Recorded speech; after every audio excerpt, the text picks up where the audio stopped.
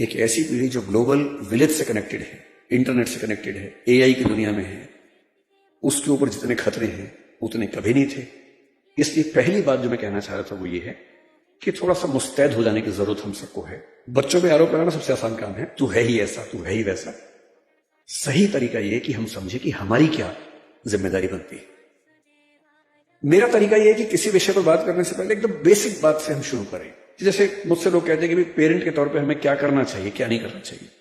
तो मैं सबसे पहले बोलता हूं कि मैं कोई खास पेरेंट नहीं हूं, तो आप मुझे कोई 30 मार खाना समझे। मैं बहुत सामान्य किस्म का पेरेंट हूं, तो उतना ही बताऊंगा जो मैंने अनुभव से सीखा है, फेलियर से सीखा है। जिस मामले में मैं अपने बच्चे को नहीं समझा पाया, अब समझ में आया कि हाँ ऐसे होता तो और अच्छा होता, तो मैं उस अनुभव की बात कर सकता हूं।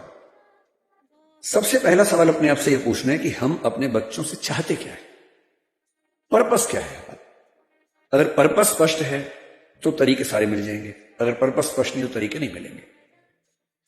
मैं अपने बच्चे को किस रूप में देखना चाहता हूं, अगर ये क्लैरिटी है तो सारे रास्ते क्लियर है। तो मैंने अपने आप से पूछा कि मैं अपने बच्चे की जिंदगी में क्या चाहता हूं। एक चीज मैंने सोची कि मैं अपने बच्चे को सफल होते हुए देखना चाहता हूं, सक्सेसफुल।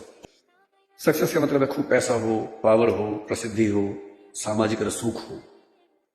फिर मैंने सोचा कि नहीं, मैं ये चाहता हूं कि मेरा बच्चा कायदे का इंसान बने, उसमें इंपैथी हो, पेरेंट्स से, परिवार से, दोस्तों से, समाज से अच्छा संबंध हो, कमिटमेंट्स पूरी करता हो।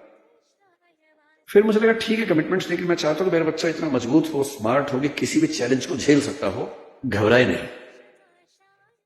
फिर लगा नहीं, मैं ये चाहता हूं कि मेरा बच्चा फिजिकली, मेंटली, इमोशनली फिट रहे, स्वस्थ रहे। फिर मुझे लगा कि सब कुछ हो तो कितना अच्छा है, लेकिन तभी समझ में आया कि सब कुछ तो मेरे पास भी नहीं है, तो मैं कैसे उम्मीद करूं कि बच्चों में हो जाएगा। तब मैंने अंत में एक चीज लिखी कि एज ए पेरेंट मेरी सबसे पहली और आखिरी इच्छा ये होनी चाहिए कि मेरा बच्चा खुश रहे जीवन में। इससे बड़ी क्या इच्छा हो सकती है।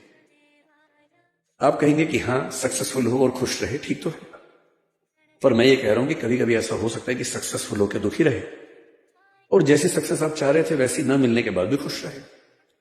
और अगर मुझे दोनों में से एक को चुनना हो कि सक्सेसफुल और दुखी या कम सक्सेसफुल लेकिन खुश, तो एज ए पेरेंट मेरा पहला भाव क्या होना चाहिए कि वो खुश रहे।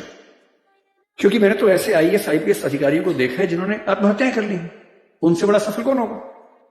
मैंने ऐसे बड़े बड़े टाइकून्स को देखा है बिजनेस की दुनिया के जो खुश नहीं है, इनसे बात करो तो लगभग रोते रहते हैं रात दिन।